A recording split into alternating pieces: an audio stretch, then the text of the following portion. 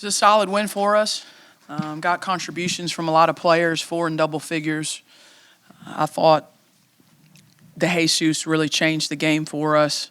Her attack mentality and breaking the pressure, and then certainly her ball security. We struggled turning the basketball over today, but she didn't. And so to have 23 minutes against pressure and just have the one turnover, I thought really steadied us when she was in the game, and then hit a couple big threes for us as well.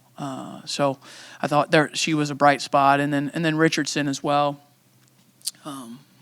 Reagan is so talented. It didn't feel like she played amazing, but you look at the stat sheet and she's your leading scorer and she's your leading rebounder, and that's the mark of a good player. I also thought defensively, for the most part, she was solid. So we continue to get good production off of our bench, which is necessary offensively. And I didn't like how we threw the ball all over the gym, and so we'll have to go back and look at that and see. We can't turn the ball over at this frequency and expect to win many games. So we'll have to go back and look and see where we can be better in terms of our ball security.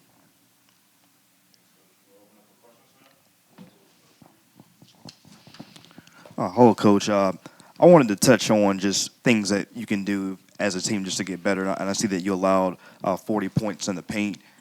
Is there any type of cause of concern going forward? I know you mentioned also during the preseason that you'll kind of focus on just being a smaller team, but having to kind of like facilitate and protect the paint area. Is there anything that you need to do, longevity, to kind of correct that mishaps? Definitely trying to keep the ball out of the paint is a priority for us, and scoring. I thought they did a good job of just kind of ISOing, old school, kind of back you down. They did that a lot, and they showed that on film before this game. We knew that. We didn't do a good job of holding our ground down there and guarding one-on-one in the paint. And that's something that I know from my memory of this game that I know that we can improve on.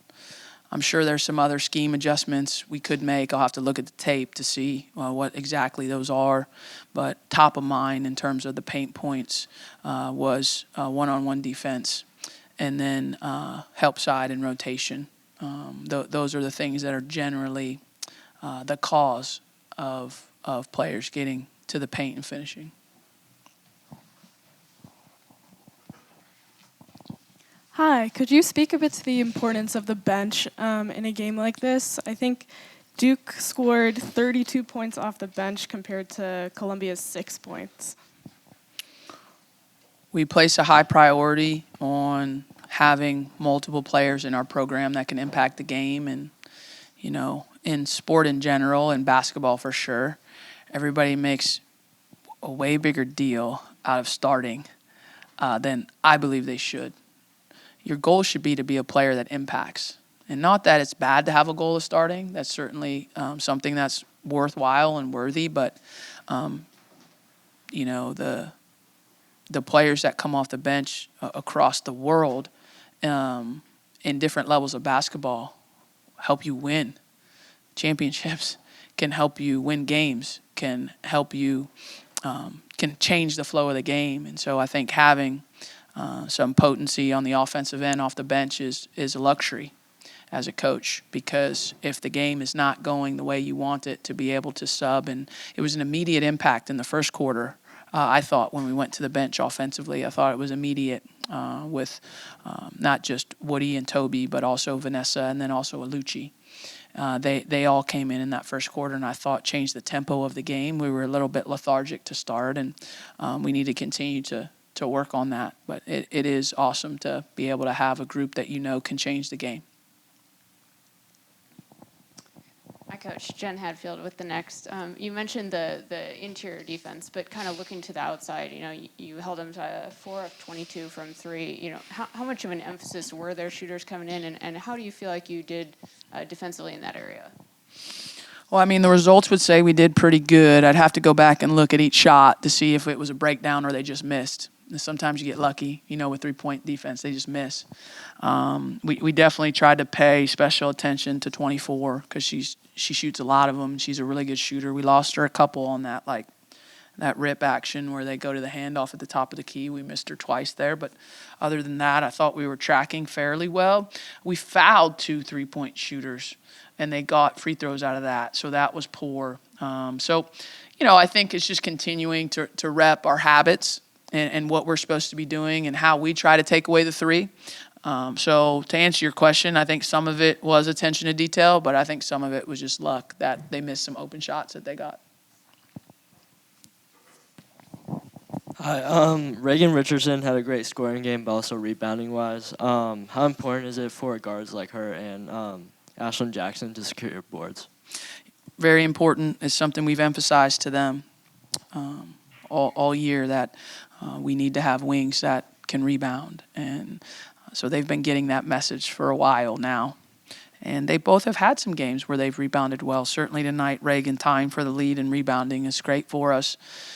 When your whole team can do it, it just takes a lot of pressure off of one specific player. Although I do think, Jaden and Alucci and Toby in their history as players have shown to be like really good rebounders.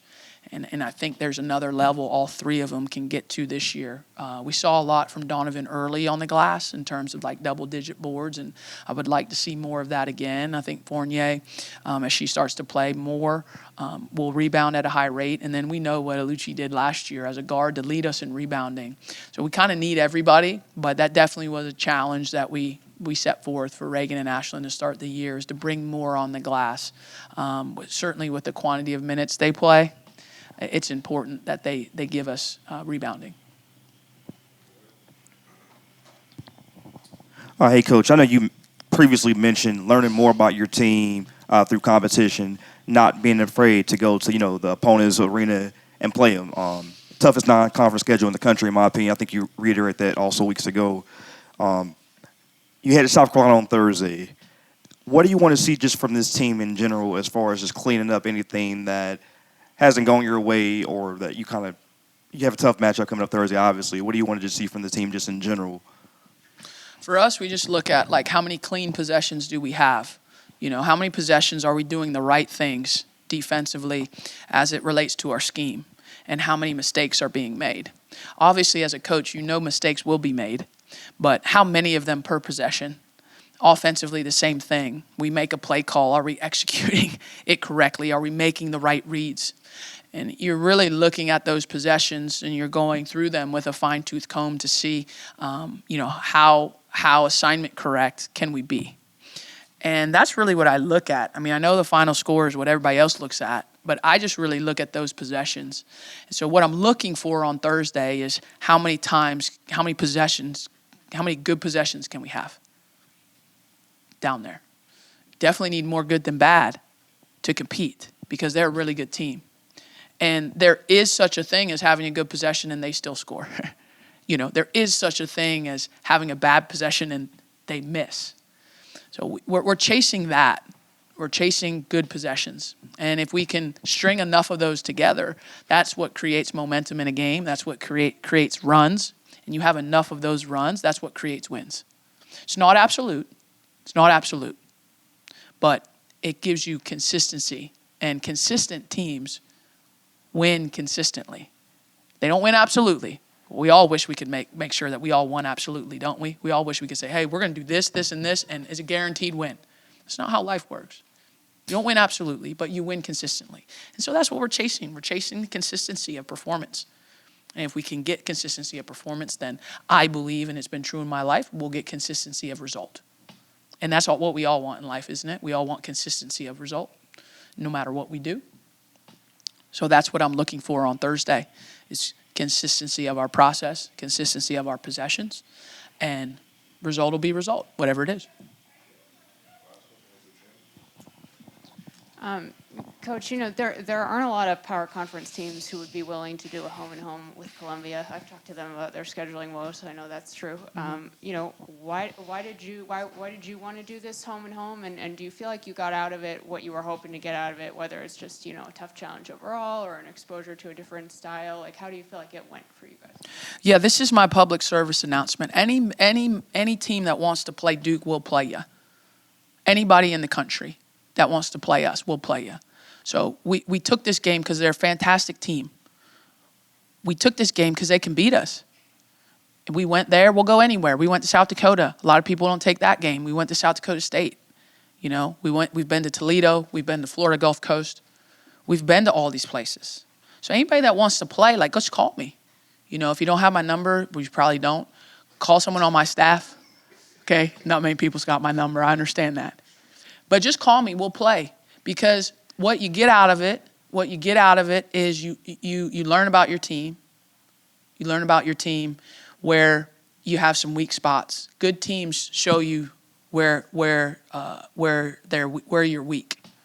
And you want to know that about yourself. You want to know your blind spots as a team so that you can work on fixing them.